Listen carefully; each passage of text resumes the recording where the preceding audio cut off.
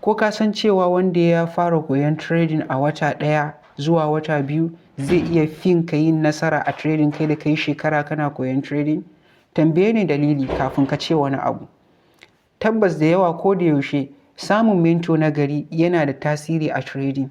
Idan ka samu mentor wanda zai dinga guiding naka bayan ya koya ma technical analysis, ya koya ma fundamental analysis, sannan kuma ya ja ka a jikinsa yana nuna ma wa'insu abubuwa wanda idan ka kauce musu za ka yi nasara, to tabbas wanda bai samu mentor da yake mai wannan abun ba, to wannan zai iya fin shi yin nasara a trading.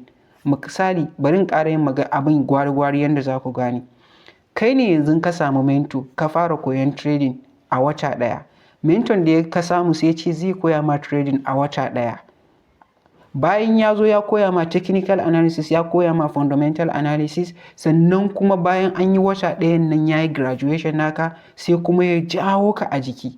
Da kuma ya jawo ka a jiki sai yake nuna ma, yake baka wa'insu shawarwari. Yake baka shawarwari, yake ce ma yi kaza, kar ka yi kaza, bar kaza, yi kaza, kar ka yi kaza, bar kaza.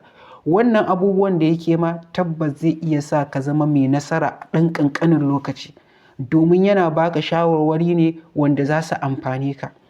Wanda kuma bai samu mentor mai kyau ba, mentorsa bai ja shi a jikinsa ba, kawai ya koya mai technical analysis ne, kawai ya koya mai fundamental analysis, sai ya bar shi kawai ya je yana harkan gaban shi, to wannan zai iya ɗaukan tsawon lokaci mai tsawo kafin ya zama successful trader, kafin ya zama ya yi achieving abin da yake so a trade.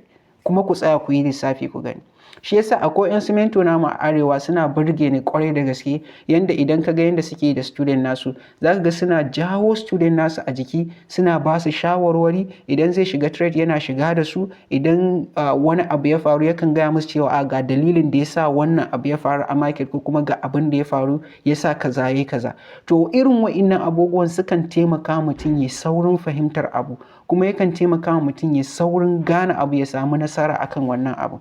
Amma kai da za a koya ma kawai technical analysis, a koya ma fundamental analysis, daga wannan kuma mentor ka ba zai ƙara ce ma komi ba, sai ya bar ka kawai ka je kai ta ƙoƙarinka, to wannan zai ɗauke ka lokaci mai tsawo kafin ka zama mai nasara a harkan trading. Kuma ku tsaya ku yi lissafi akan wannan abun da na gaya. Amma kuma fa za ka yi nasarar, amma zai ɗauke ka gaskiya lokaci mai tsawo, domin akwai shawarwari da kana buƙatar a ce ka same su baka same su ba. Shi kuma wancan akwai shawarwari bayan an koya mai trading ɗin, an koya mai fundamental analysis ɗin, to akwai kuma shawarwarin da aka ba shi. Wannan shawarwarin su suke taimakon shi yasa ya zama successful trader a ƙanƙanin lokaci. Allah ya sa mu dace. Idan magana na da na faɗi gaskiya ne, ku rubuta mana a comment section.